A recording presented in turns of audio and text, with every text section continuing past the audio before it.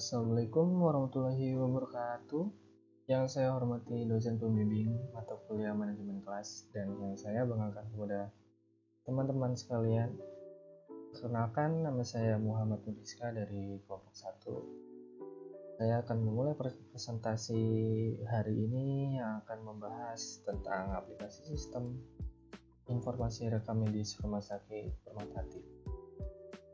Berikut ini adalah susunan anggota kelompok dari kelompok 1. Yang pertama Muhammad Nuriska, yang kedua Yutra Delvita, yang ketiga Ani Julian, yang keempat Vicky Abdul Baki, yang kelima ada M. Yudi Safarudin, dan yang keenam Fransiskus Manalo. Oke, kita langsung aja mulai presentasinya. Di sini ada daftar isi. Bab 1 itu ada Project Carter dengan isi latar belakang, permasalahan, dan keuntungan yang diharapkan.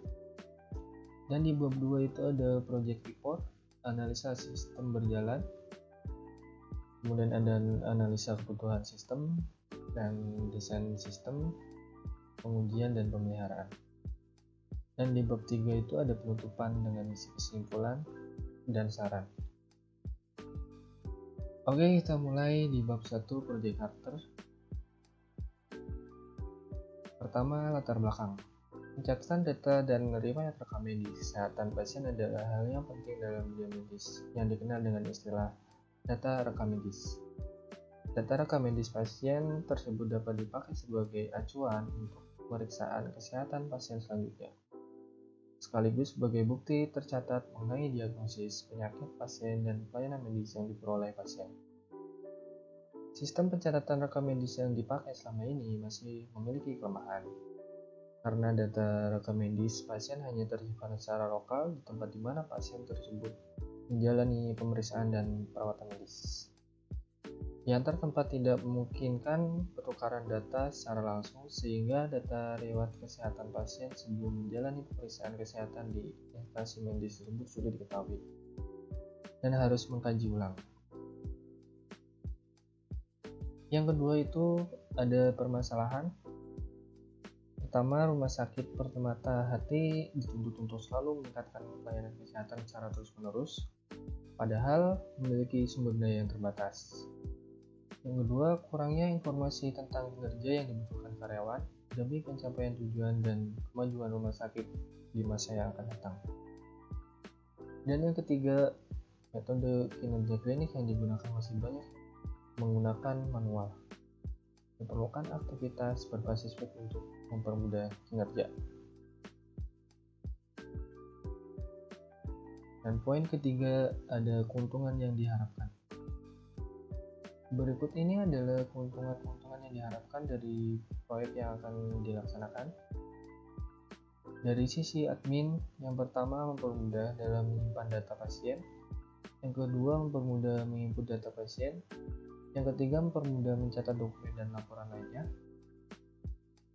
Dan dari sisi pasien, yang pertama mempermudah dalam pencarian dokter atau pembelian obat, yang kedua mempermudah pelayanan pendaftaran, dan yang ketiga mempermudah mendapatkan informasi pelayanan kesehatan. Project Report. Analisis sistem berjalan. Bersatunya dalam kegiatan rekap medis, rumah sakit ini menggunakan web sebelumnya. Menggunakan cara manual membutuhkan waktu yang lama, sehingga tidak maksimal dalam melayani pasien. Untuk itu dibutuhkan suatu aplikasi yang dapat membantu dalam mengolah data dengan baik, sehingga dapat menghasilkan suatu informasi data yang cepat atau akurat. Analisis kebutuhan sistem. Kebutuhan sistem pada perancang ini terbagi menjadi dua, kebutuhan admin dan kebutuhan function. 1. Kebutuhan admin. Admin harus login terlebih dahulu untuk dapat masuk ke dalam halaman admin. Setelah itu, masuk admin dapat melakukan aktivitas WhatsApp sesuai dengan kebutuhan. Admin dapat mengolah halaman yang berisikan browser dan lain-lain. Kebutuhan pasien. Pasien diharuskan login terlebih dahulu untuk dapat mengakses websitenya tersebut. Setelah itu masuk, pasien bisa memilih fitur yang dapat pada website tersebut, dokter, obat, dan lain-lain. Selanjutnya dibacakan oleh Kiki. Baik, terima kasih kepada rekan saya yang sebelumnya telah memaparkan materi. Selanjutnya di sini saya akan melanjutkan untuk pemaparan materinya dan masuk kepada IRD ataupun Entity Relationship Diagram, di mana IRD ini merupakan suatu bentuk diagram struktural yang bisa digunakan dan dimanfaatkan dalam desain sebuah database maupun rencana bisnis. Nah, IRD juga digunakan untuk menyusun struktur data, dan untuk menggambarkannya digunakan notasi, simbol, dan lain sebagainya. Untuk sedikit contoh, saya akan jelaskan IRD yang ada pada proyek program kami. Di sini terdapat 6 tabel, yaitu tabel RM_obat, kemudian tabel obat, kemudian tabel rekam_medis, kemudian tabel pasien, kemudian tabel poliklinik, dan tabel dokter. Nah, selain tabel, di sini terdapat juga atribut. Semisal atribut yang ada pada tabel dokter, di sini terdapat atribut NIP, kemudian nama dokter, kemudian atribut email, kemudian spesialis, kemudian alamat, dan nomor telepon. Nah, ini disebut atribut. Nah, untuk tabel, antara tabel satu dengan tabel yang lainnya, misalkan tabel dokter dengan tabel pasien dengan tabel obat, nah di sini saling berhubungan. Contoh, tabel dokter berhubungan dengan pasien, di mana dokter akan memeriksa pasien. Nah, dan juga tabel pasien berhubungan juga dengan tabel obat, di mana si pasien ini akan mengkonsumsi obat dan dokter akan menentukan obat yang akan diberikan kepada pasien. Oke, lanjut. Masuk kepada struktur kode. Nah, teknik pengkodean. Kode digunakan untuk mengklarifikasi data, memasukkan data ke dalam komputer untuk mengambil bermacam-macam informasi yang saling berhubungan. Nah, kode dapat berupa kumpulan angka, huruf, dan karakter khusus. Semisal terdapat kode yang terdapat di proyek kami, di program yang kami buat, yaitu terdapat kode FM M001, di mana di sini terdapat angka dan huruf. Untuk keterangannya, FM yaitu dokter tujuan, untuk M yaitu poli tujuan, dan untuk 001 merupakan nomor urut. Jadi untuk di program kami menggunakan kode dari angka dan huruf seperti itu.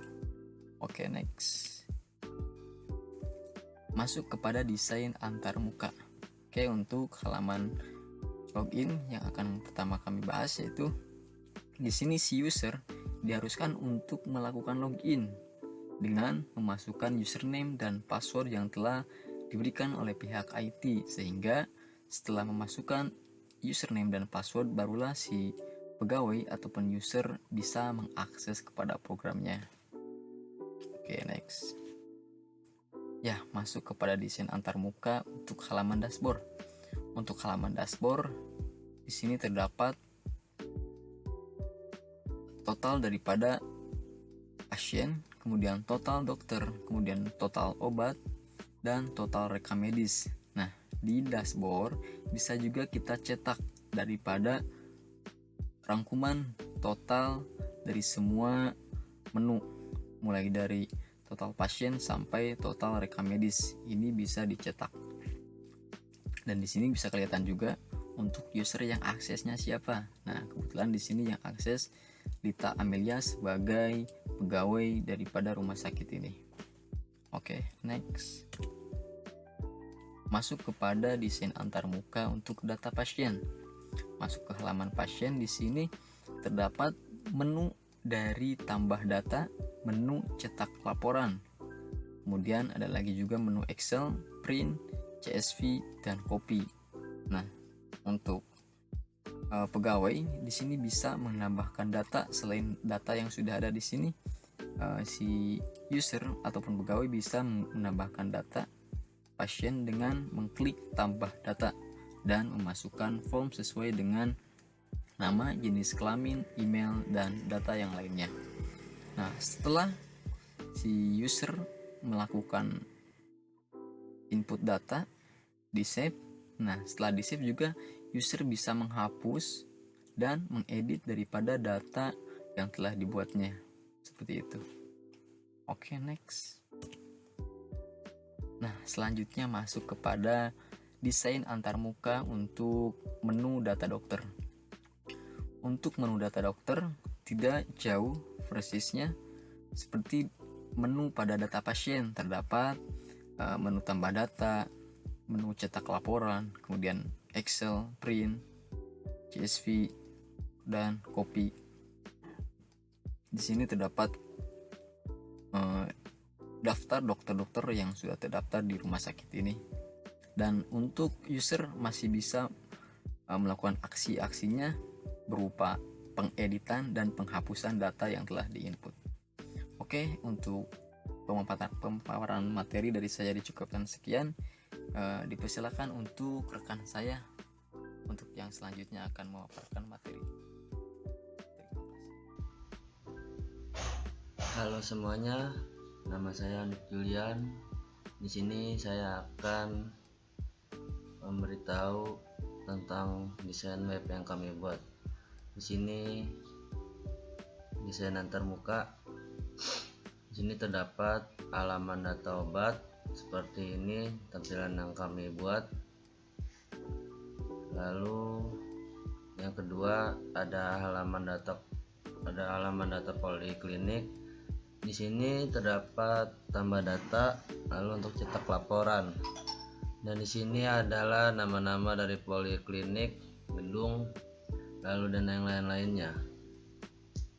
Dan selanjutnya ada data rekam medis. Data rekam medis ini untuk merekam pasien yang telah melakukan pemeriksaan di rumah sakit kami. Contohnya seperti berikut. Lalu di sini ada halaman print data laporan, berfungsi untuk mencetak data laporan yang telah pasien lakukan untuk pemeriksaan di rumah sakit kami. Untuk lebih jelasnya akan didemokan programnya oleh teman saya yang bernama Franciscus Manalu. Selebihnya apabila ada kata-kata yang salah dari saya, mohon maaf. Dilanjut saja dengan saudara Franciscus untuk menampilkan program yang asli. Oke. Selanjutnya demo program. Dan sekarang kita akan masuk demo programnya, masuk ke menu login web yang kami buat.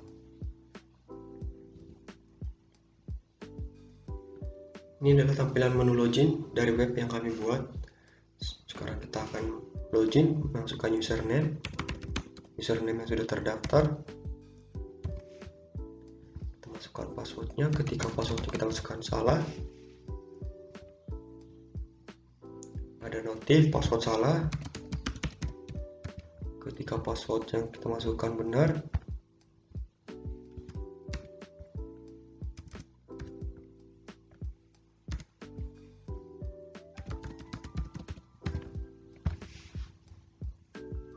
dia masuk ke menu dashboard. Di menu dashboard ini ada sini keterangannya total pasien ada berapa, total dokter, total obat, sama total rekam medis. Di sini ada data pasien. Data pasien di sini adalah ada beberapa orang, misalkan contohnya Tia Sari, nama pasiennya Tia Sari, jenis kelamin perempuan, emailnya tiasari@gmail.com, nomor teleponnya ada 0877 13 556873 dengan alamat Bumi Satria Blok C3 nomor 18 Cikarang. Sekarang kita mau tambahkan data pasien. Kita masukkan data pasiennya. Kita masukkan.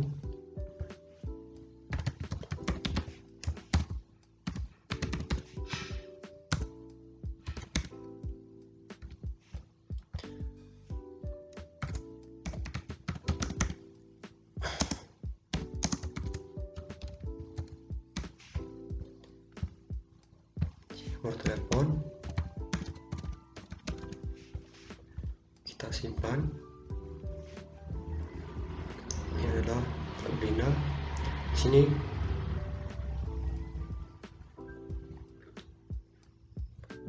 di sini udah masuk keterangannya, udah ada data atas nama Sabrina.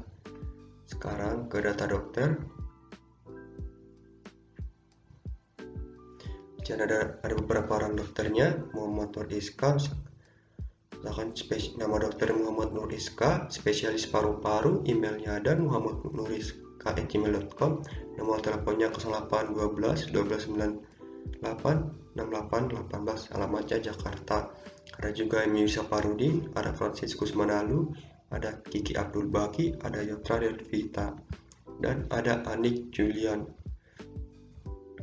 Di sini data obat. Di sini ada beberapa obat.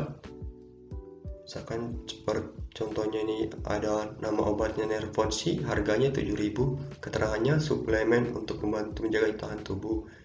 Ada betadine juga, ada benzalkonium klorid, ada counterpain, ada paracetamol, dan ada Promac, Calpanax, Voltaren, naproxen, sendositop, citrol salep mata. Ada juga beberapa obat lagi di sini, ada sampai 19. Kalau misalkan kita mau nambahin data obat, kita tinggal tambahin di sini. Bisa ditambahin, misalkan sini nama obatnya apa, di sini harga obatnya berapa, keterangannya obat apa, tinggal simpan.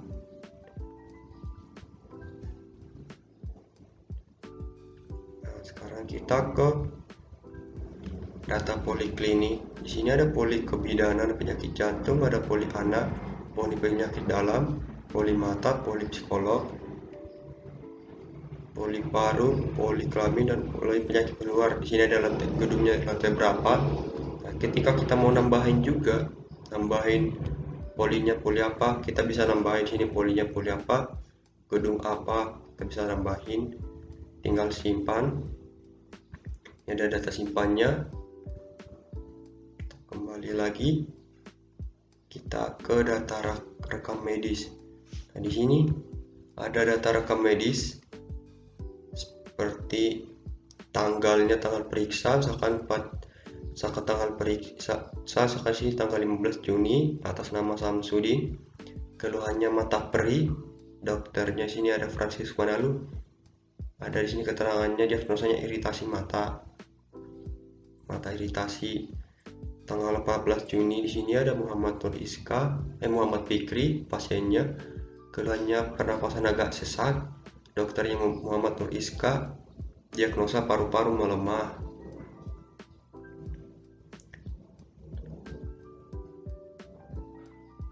Kita mau tambahin sini tadi Sabrina tadi itu anaknya sakit.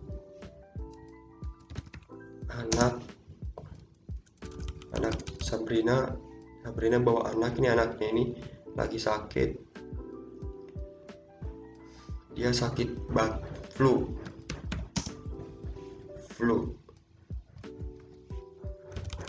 Anaknya batuk dan flu keluhannya. Nah, sekarang dokternya ini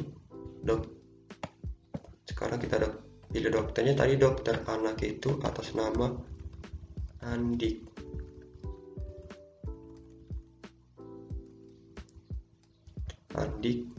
Diagnosanya anaknya itu flu. Diagnosa anaknya flu dan batuk. Nah, obat yang kita kasih sini akan kita kasih.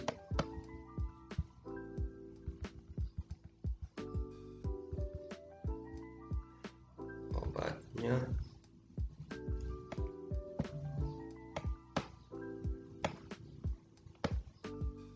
sini obatnya, misalkan karena anaknya sakit flu dan batuk, kita kasih obat untuk flu dan batuk.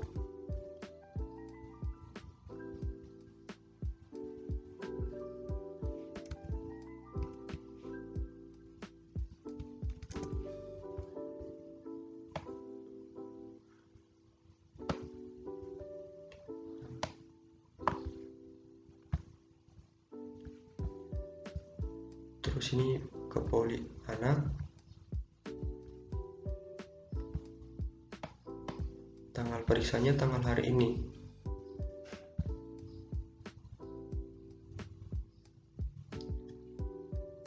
Di sini udah ada tanggal 15 Juni atas nama Sabrina, anaknya flu dan batuk, dokternya Andi Julian, diagnosanya flu dan batuk. Kita lihat sini ada datanya, ada ID-nya, ada pasiennya Sabrina, ada polinya poli anak lantai 2, tanggal periksanya ada tanggal 15, dokternya Andi Julian, petugasnya ada kelompok 1, keluhannya flu dan batuk, diagnosa flu dan batuk.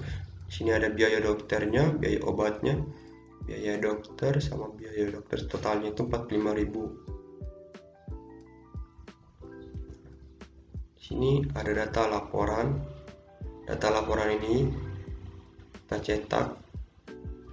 Sini terdapat ada 2 orang atas nama Samsudin yang udah berobat. Sini tanggal 15. Dan sini juga ada Andi Julian. Ada Sabrina atas nama dokter Andi Julian tanggal 15.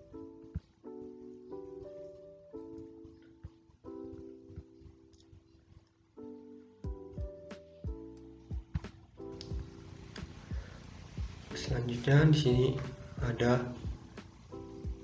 user admin yang masuk. Sini ada adminnya kelompok 1. Dan di dalam sini ada ubah password dan logout. Ketika kita mau ubah password, di sini ada keterangan password lama, password baru, dan konfirmasi password. Ketika kita udah mengisi, kita tinggal simpan. Ketika kita mau logout, kita tinggal logout. Dan di sini ada konfirmasinya, yakin ingin logout. Kalau kita tidak yakin, kita tinggal button. Kita yakin, kita tinggal logout. Sekarang kita logout dan kembali ke menu awal, yaitu menu login dari web kami.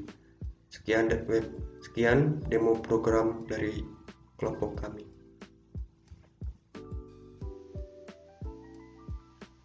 Terima kasih untuk saudara Franciscus yang sudah mendemokan websitenya. Lalu kembali lagi dengan saya. Di sini saya akan menjelaskan tentang struktur navigasi. Struktur navigasi yaitu ada 4 jenis. Yang pertama struktur navigasi linear, yang kedua struktur navigasi non-linear, yang ketiga struktur navigasi hierarki, dan keempat ada struktur navigasi campuran. Kelompok kami menggunakan struktur navigasi hierarki yaitu seperti berikut. Di sini ada struktur navigasi hierarki dari pasien. Di sini yang pertama pasien hanya simpel, yaitu terdapat hanya 2, login dan keluar pasien. Lalu kita klik login, lalu terdapat data pengguna, dan apabila ingin logout silakan klik tombol keluar, akan otomatis ke halaman login. Lalu yang kedua ada struktur navigasi admin. Di sini yang pertama ada tampilan admin. Tampilan admin dibagi menjadi 2, yaitu ada login dan keluaran. Kita akan login, Apabila kita sudah login, kita akan masuk ke halaman dashboard. Lalu di halaman dashboard terdapat data pasien, data dokter, data obat, data poliklinik, data rekam medis, lalu ada data laporan. Apabila sudah, kita bisa logout ke tombol keluar. Kita hanya membuat website admin saja. Oleh karena itu, di struktur navigasi pasien hanya terdapat 2 dan lebih banyak di admin karena kita hanya membuat website untuk admin. Terima kasih. Apabila ada salah kata dari saya, mohon maaf. Sekian dari saya. Terima kasih. Selanjutnya yaitu pengujian. Ada skenario pengujian, test case, hasil yang diharapkan, hasil pengujian, kesimpulan. Nomor 1, mengetikkan username dan password tidak diisi. Test case-nya username kelompok 1, passwordnya kosong. Hasil yang diharapkan, sistem menolak lalu muncul pesan harap isi bidang ini di kolom komen password. Hasil pengujian sesuai, kesimpulannya valid. Nomor 2, mengetikkan username tidak diisi dan password diisi, kemudian klik tombol login. Test case-nya username kosong, passwordnya FAKIYY. Hasil yang diharapkan, sistem menolak lalu muncul pesan harap isi bidang ini di kolom username. Hasil pengujiannya sesuai, kesimpulannya valid. Yang ketiga yaitu mengetikkan username dengan benar dan mengisi password dengan salah, kemudian klik tombol login. Username-nya kelompok 1 benar, passwordnya FIKYZ salah, sistem menolak lalu muncul pesan passwordnya salah. Hasil pengujian sesuai dan kesimpulannya valid. Yang keempat, mengetikkan username dengan benar dan mengisi password dengan benar, kemudian klik tombol login. Test case-nya username kelompok 1 benar, passwordnya FAKIYY benar. Hasil yang diharapkan, login berhasil dan akan muncul halaman dashboard. Hasil pengujiannya sesuai dan kesimpulannya sesuai. Selanjutnya itu pemeliharaan. Yang pertama, spesifikasi hardware. A. Server PC atau bukan laptop, prosesor Ryzen 5, RAM-nya 4GB, harddisknya 1TB, display 15,6 HD. Yang B, klien laptop, prosesor Intel, RAM-nya 4GB. Spesifikasi software. A. Server, sistem operasi Microsoft Windows, aplikasi web server seperti Exam, aplikasi Apache Server, aplikasi MySQL Server, aplikasi PHP Server, aplikasi PHP MyAdmin, aplikasi web browser seperti Mozilla Firefox. Yang B, klien sistem operasi Microsoft Windows, aplikasi web browsing yang digunakan yaitu Mozilla Firefox. Bab ketiga yaitu penutup. Kesimpulan yang didapatkan dari penelitian ini adalah sebagai berikut. Yang pertama, mengacu pada tujuan dari awal peneliti ini, yakni membuat aplikasi yang merupakan konversi dari rekam medis konvensional menjadi rekam medis elektronik. Peneliti ini berhasil memenuhi hal tersebut dengan sebagai bukti adalah keberadaan aplikasi rekam medis pada skripsi ini. Yang kedua, peneliti ini telah berhasil membuat aplikasi rekam medis dengan standar nasional seperti rekam medis konvensional umumnya, terbukti dengan fitur-fitur mencakup diagnosa pasien, hasil laboratorium pasien, hasil radiologi pasien, dan dokumen persetujuan tindakan medis pasien. Dan kesemua fitur tersebut dapat ditemukan pada aplikasi ini. Yang ketiga, rekam medis diharapkan dapat membantu memenuhi semua kebutuhan para stakeholder yang terkait dengan penggunaan rekam medis. Dan hal itu telah terbukti dengan hasil wawancara evaluasi yang menyatakan bahwa rekam medis telah bisnis rekam medis pada rumah sakit pada umumnya.